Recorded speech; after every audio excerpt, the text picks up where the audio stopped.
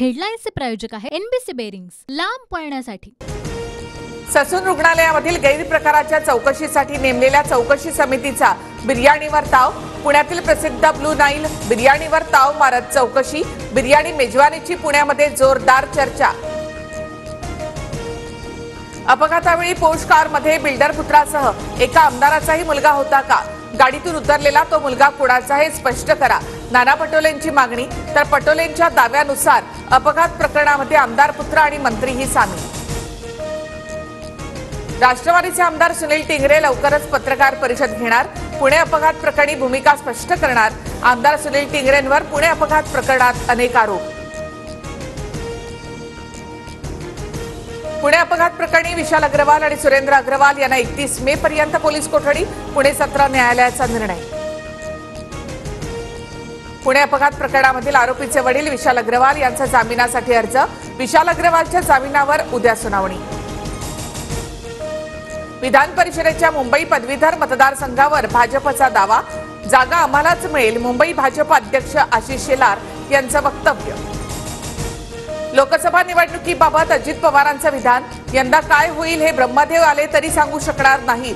अजित पवारांच्या वक्तव्याची राजकीय वर्तुळामध्ये चर्चा। विरोधकांच्या संविधान बदलाच्या आरोपाचा परिणाम लोकसभा निवडणुकीमध्ये दिसला। मोदींनी नाकारलं तरीही आरोप खोलवर रुजला होता। भुजबळांचं वक्तव्य। छगन भुजबळ यांना आवरा, त्यांच्या वयाचा आदर करतो, पण भाजपबद्दल उठसूट बोललेलं सहन करणार नाही। निलेश राणे यांचा इशारा। पुण्याच्या आयुक्तांना अजित पवारांनी फोन केला होता का? अजित पवारांची नार्को टेस्ट करा। सामाजिक कार्यकर्ते अंजली दमानिया यांची मागणी। सुप्रिया सुळे यांच्यामुळे आमच्यासारखे लोक पक्ष सोडून जात आहेत। सुळेंच्या आजूबाजूच्या लोकांमुळे कारस्थानं, सोनिया दुहान यांचा गंभीर आरोप। जरंडेश्वर साखर कारखाना प्रकरणी राजेंद्र घाडगेंना एसीबीकडून समन्स। 2022च्या प्रकरणात राजेंद्र घाडगे यांना एसीबीकडून समन्स। राजेंद्र घाडगे उपमुख्यमंत्री अजित पवारांचे नातेवाईक। पालघर रेल्वे स्थानकामध्ये मालगाडीचे 5 ते 6 डबे रुळावरून घसरले। गुजरातहून मुंबईकडे येणारी रेल्वे सेवा पूर्णपणे ठप्प। मुख्यमंत्री शिंदेंच्या अध्यक्षतेखाली मान्सूनपूर्व कामाचा आढावा। एसडीआरएफ टीमच्या संख्या वाढवण्याच्या सूचना। दरडग्रस्त भागातील उपाययोजनांबाबत चर्चा। शिंदेंची माहिती। राज्यात जूनपासून कोसळधारा, मोसमी पावसाच्या वाटचालीसाठी पोषक स्थिती कायम। जून ते सप्टेंबरमध्ये सरासरीपेक्षा जास्त पावसाचा अंदाज। रेमल चक्रीवादळाचा पश्चिम बंगालला तडाखा, 15,000 घरांचं नुकसान। 2,07,000 नागरिकांचं स्थलांतर।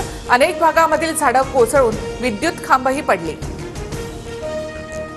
राजस्थानच्या चुरूमध्ये 50°C तापमानाची नोंद। राजस्थानमधील आतापर्यंतचे दुसऱ्या क्रमांकाचं सर्वाधिक तापमान 2019 मध्ये 50.8°C तापमानाची नोंद झाली होती।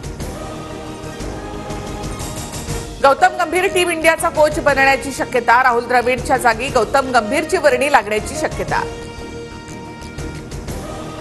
हेडलाईन्सचे प्रायोजक आहे एनबीसी बेरिंग्स, लांब पळण्यासाठी।